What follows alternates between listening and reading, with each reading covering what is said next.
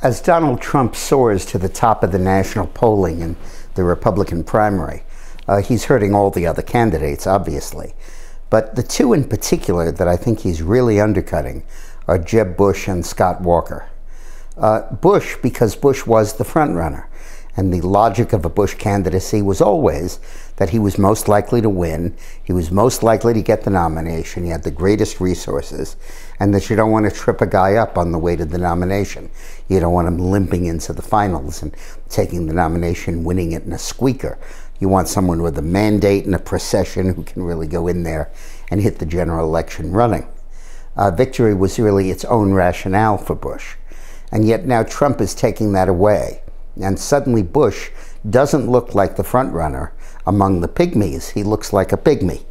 He looks like one of the candidates getting votes in the single digits, who celebrates when they get up to 10%, who's regarded as simply one of the rest of the pack. It's kind of Snow White and the Seven Dwarfs. He's now part of the dwarfs.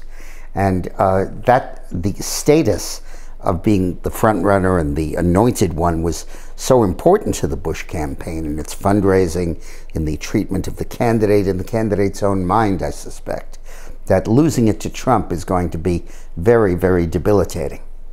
I think the campaign is also hurting Scott Walker because he had surged before Trump came in.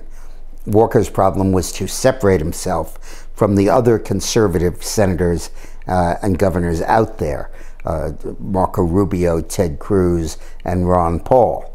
And he did that. At the start of the candidacy, he was up at 12 and 13, and they were all down at 5 and 6 and 7. And because Walker made his move early, when Trump came in and squashed it and pushed him back to low single digits, it obviously hurt him. And in fact, Walker, depending on which poll you look at, is now actually trailing Rubio and maybe even trailing Cruz. Rubio never actually moved out in front, so he hasn't been squashed, ditto with Cruz. But Walker has, and I think it's hurting him. So I think that as we look at this, we really have to revisit the assumption that Bush is the front runner in this race and concede not only that Trump is the front runner, which is obvious, but that even without Donald Trump, Bush has lost his front runner status among the rest of the field. Thanks for watching. Hey, let's chat. You're watching these videos, and I'm sure you have reactions to them. Why don't you go to facebook.com/dickmorris.com and let me know what you're thinking. I'll read a lot of the comments you send me, and I'll answer a whole bunch of them. I think the internet should be more of a two-way dialogue, and this would be great. So you go to www.facebook.com/dickmorris.com.